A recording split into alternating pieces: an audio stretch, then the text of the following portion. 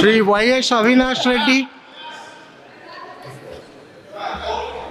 Sir, thank you for this opportunity, sir. Sir, while our country is soon becoming the third largest economy, we, the representatives of this House of the People, should observe that 77% of the total national wealth is with 10% population, and only 23% of the wealth is with the remaining 90% of the population, sir. This inequality between the rich and the poor has to be addressed, and necessary steps has to be taken to ensure that poor people grow wealthier in our country. Only then becoming third largest economy soon will have some meaning and sanctity, sir. Sir, coming to income tax, sir. Sir, the share of individual income tax payer in GDP has increased from 2.5% in 2017-18 to 3.64% in 2024 and 25, sir. Sir, a comparison with BRICS economies shows that effective personal income tax rate in India is among the highest. Sir, Section 80D of the Income Tax Act allows tax deductions of up to 25,000 rupees every financial year on health insurance premiums, sir. This deduction limit has remained the same for the last 10 years, sir. But on the other side, the medical expenses of every individual is growing in a very big way from the last 10 years, sir. So, to address this issue, necessary steps has to be taken to enhance the deduction limit up to 1 lakh rupees per financial year on health insurance premiums, keeping in view of the increased medical expenditure, sir. Sir, the new tax regime curtails several important tax deductions, leaving people disincentivized from switching on from the old regime, sir. Deductions under Section 80C, 80D and 80E and various other deductions are not permitted under the new tax regime, leaving middle class people and the poor people into dissatisfaction and financial stress and strain, sir. Sir, coming to indirect taxes and GST, indirect tax collections are increasing every year by year, sir. Government has been seeing record GST collections with a significant increase in July 2024, totaling to an amount of 1,82,075 crores, sir, marking 10.3% rise compared to July 2023, which was 1,65,000 crores, sir. Given this high collections, now the government should come forward and consider reducing or exempting GST rates on certain basic goods and services which are commonly consumed by the poor and the middle class, sir. On behalf of the weavers, I request the government to exempt 5% GST on the raw material used by the weavers, sir.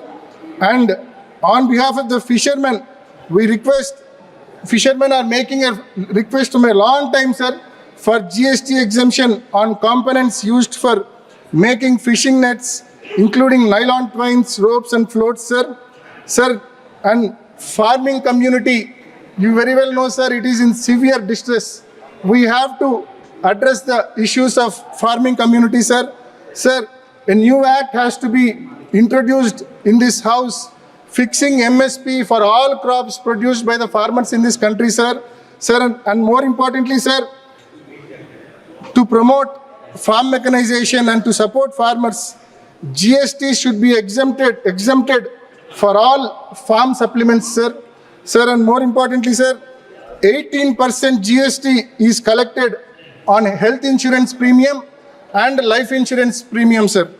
Sir, we strongly request the government to withdraw GST on life insurance and health insurance premiums, sir. Sir, coming to our state, Andhra Pradesh, sir, our former Chief Minister, Shri Y.S. Jagan Mohan Reddy garu, requested Honorable Prime Minister several times to grant special category status to Andhra Pradesh as promised in this House, sir, by the then Prime Minister, Sri Manmohan Singh ji.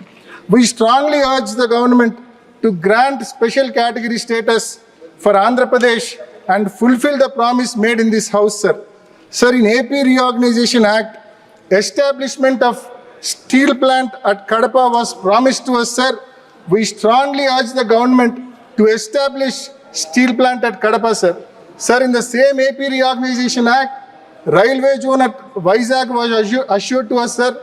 We urge the government to implement its promise, sir. Sir, more importantly, we request the government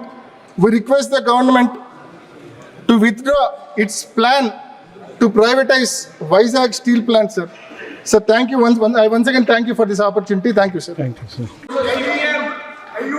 नागरिक उड्डयन मंत्री आपके पास already without chair permission how you can नहीं who has given you opportunity no I have not given you no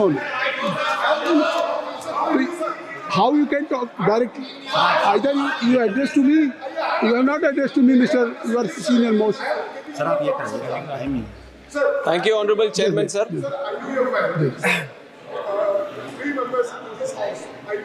Indian Union Muslim League, their representative is not in this committee. That's why I would like to bring your notice to government through you, sir, to include IUML party representative also. Okay नागरिक उड्डयन मंत्री Thank you, Honorable Chairman, sir, for giving me the opportunity to speak on the Bharat Vayuyan Videyak 2024. And in fact, I would like to thank the chair, first of all, for what was supposed to be a 3-hour debate. Yesterday, it went on up to 5 hours and has also had speakers, 36 speakers speaking on this important act, sir.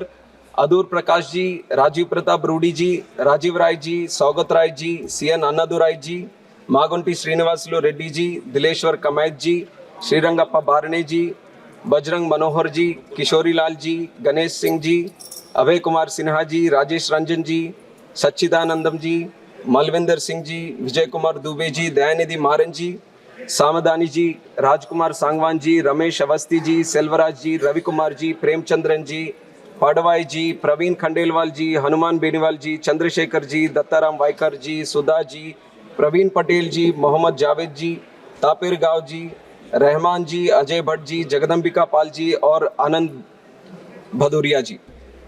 So almost 36 people have participated in this debate, sir. Not only have they participated, they have given some valuable suggestions and also passionately been involved in this debate, sir.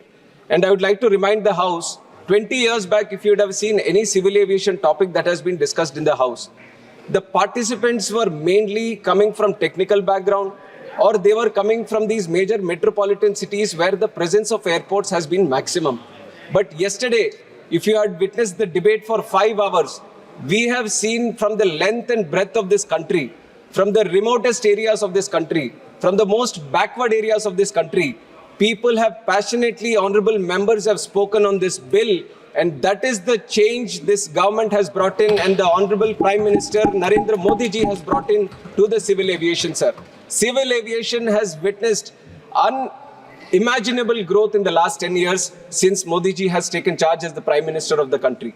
He had a special focus, he had a special vision for the civil aviation industry, and because of which he understood the importance of improving the infrastructure in civil aviation. That is why what was 74 airports in 2014 has gone up to 157 airports, more than doubled in this country today, sir. And if you look at the passenger growth in this country, 60 million passengers were there domestically in 2014, which has gone up to 153 million, which has more than doubled in 2024, sir. And also international passengers from 43 million have grown up to 66.7 million. And you know, it's like any travel industry which took a big hit during the COVID time, aviation also took a big hit. Even though it took a big hit, within 3 years, it stood back on its feet. It not only crossed the pre-COVID numbers, sir, we are at an all-time high in the passenger growth in the country, and today we stand as the 3rd largest aviation economy in the whole world, and that is the change Honorable Prime Minister Narendra Modi ji has brought in the last 10 years for the Civil Aviation Ministry. And also I would like to thank all the previous ministers who have worked on this, especially my predecessor, Jyotiraditya Scindia ji, who has constantly worked for the upliftment of the civil aviation ministry and brought in a lot of policy changes. And in fact, I would also like to remember our honorable previous minister, Ashok Gajpati Raju ji, who was also there handling this and who was from our party also at that time, sir. And with this growth, it is very important we look into the future also. This is not just for the 10 years that we are proud of. Where we are in the third place right now, we, under the honorable leadership of Honorable Prime Minister, want to see India become the number one in the domestic economy, sir. And if you want to see India in that number one position, there has to be proper legislative backing. There has to be good policy making. There has to be good policy which drives the civil aviation industry in that direction. And that is where this Bharatiya Vayan Videk comes into play. And which is why I would like to go a little bit more detail into the bill also, sir.